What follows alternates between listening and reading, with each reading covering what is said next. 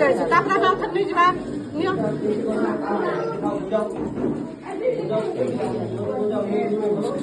କେତେ ହେଲା ଏବେ 135 ଏଇଟା କେତେ ଅଛି କୁହ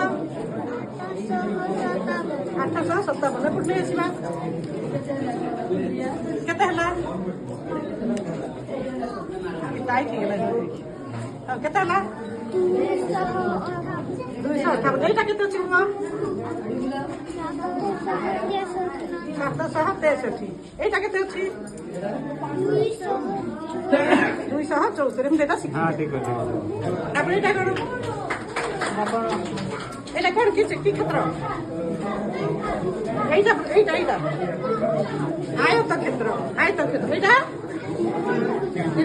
এইটা এটা উপরে রয়ে গেল এটা বড় দিচ্ছ এটা কোন শিখবে হ্যাঁ 2 অঙ্ক বিশিষ্ট সংখ্যা আছে কত হলো কত আছে এটা কেন হ্যাঁ কতটাই হ্যাঁ বয়া আছে তারপরে কেতটা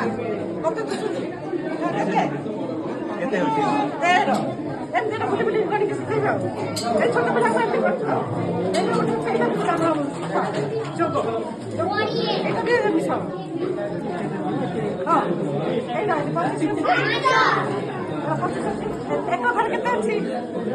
হ্যাঁ এটা এক ঘরে পাঁচ